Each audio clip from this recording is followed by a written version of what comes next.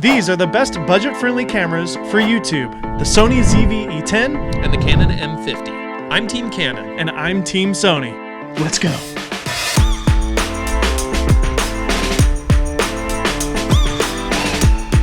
First, let's address these lenses. These are actually the top of the line 24-70s from both camera manufacturers. Right, we've got the Canon 24-70 L series and the 24-70 GM. We don't expect people who use these cameras to buy this lens. To be honest, because both of these lenses are of similar caliber, it did give us a pretty fair example of the differences between these two cameras. All right, so starting with the Canon M50, that camera's coming in at around $699 with a kit lens, and it's about $100 cheaper without.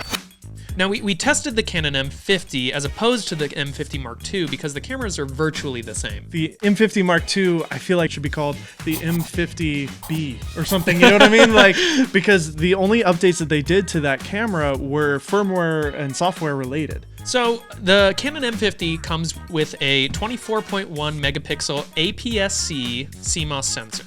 It shoots in Ultra HD 4K and a 720p at 120 frames per second. But there's a lot of issues with that you will learn about later.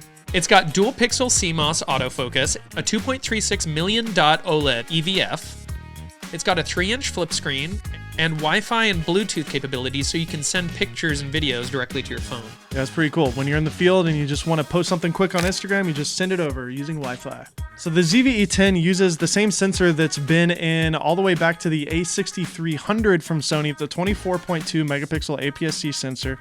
It's tried and true. What's great about this camera is they completely changed the color science recently with the new batch of Sonys. So in the past, if you've watched any videos of pretty much any YouTuber talking about Sony cameras, one of the biggest issues that they discuss is color science. Well, this color science has actually improved greatly here, and hopefully you'll see that in our footage. One thing that I love about this camera is it does shoot 4K, and it does it without a crop. It does it really well with full autofocus and everything. It can also shoot full HD at 120 frames per second. It also has a 3-inch flip screen, 425-point fast hybrid AF, and this camera also has a pretty decent built-in mic with a little furry windscreen thing that you just stick on the top here. This also has some really interesting features built into it. One that they call background defocus, which is basically a button that gives you a blurry background. Is this like the iPhone, like portrait mode? No, because it's actually just opening up the aperture. A nifty trick. Yeah. But it's just a trick. Yeah, it is just a trick if you know how to use your camera. Like a Canon user would.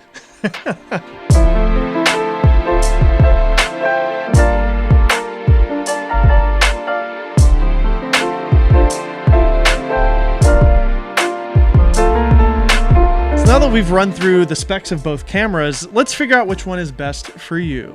So again, the price point on the M50 is $699 with a kit lens. And the price point on the Sony is about $799 with a kit lens. So that's a point for Canon on price point, so we're one zip.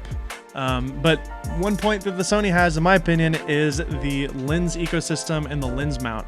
This lens mount is the Sony E mount, which is the same mount that they use for every single camera that Sony makes, all the way up to cinema cameras. On the other hand, we had to get this adapter to go from the EFM mount for the Canon M50 to EF so we could get our L series 24-70 on there. You can get EFM lenses, but they only made a handful of those, and they're kind of on their way out because Canon is now changing their whole ecosystem. It's a great system. They're very small, very compact, but it's just nowhere near as versatile as the Sony E mount, so that's a point for the Sony.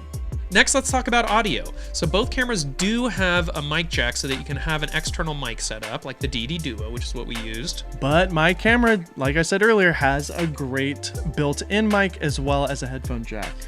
So you were actually able to properly monitor your audio in the field, whereas I was not. And I'm totally dependent on levels, and hopefully there was no microphone buzz or wind or anything like that. One trick up the sleeve of the Canon is there actually is an automatic audio leveling mode, whereas the Sony, you have to adjust it manually. So I do like that feature. That is cool. I think ultimately there's more going for the Sony, so I would say that's probably a point for Sony. Woo! Next, we'll talk about picture profiles on both cameras, which is basically what you use to get a certain look out of your camera. Now, the Sony has all of the same settings that most Sony cameras have, which means that also includes S-Log, which is a very professional cinematic picture profile, giving you the full dynamic range of the sensor. Which is cool, but a lot of you may not actually be interested in that. That's going to take some post work in order to get a pleasing image out of it. Canon is known for their color science, and I think ultimately looking at the two cameras, I was pretty impressed with the colors, even on this little camera. So even as the Sony user in this example, I will admit the Canon colors are just better straight out of the camera. And because this video is for YouTube creators who want to just speed up their workflow as much as possible, I think it's fair to give it to the Canon, even though the Sony has more options.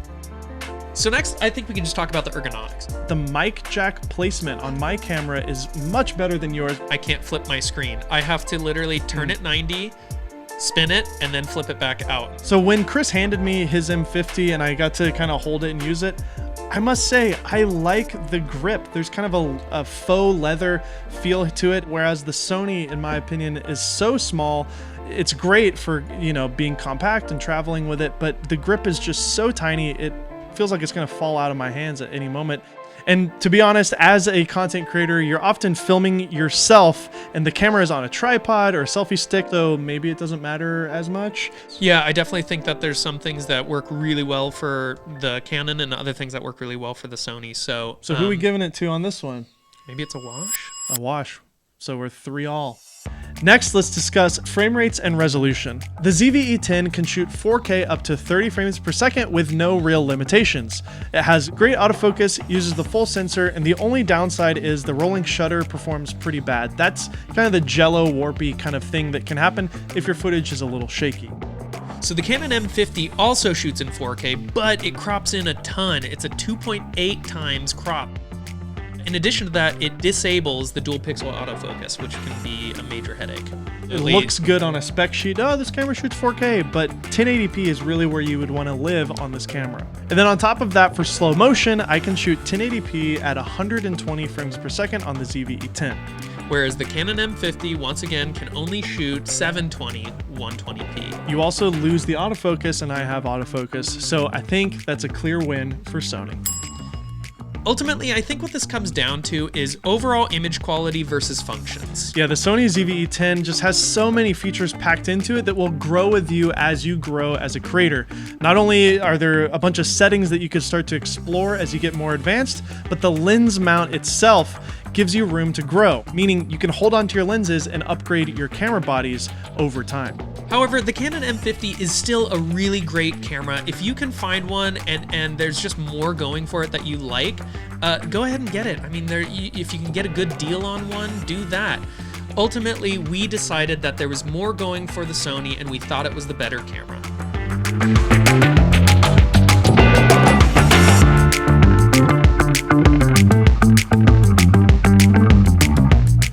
So if you enjoyed this video and you have any questions about either one of these cameras, please leave a comment down below and we will answer them promptly. Also, subscribe to the Soundstripe channel. There's going to be more videos just like this moving forward.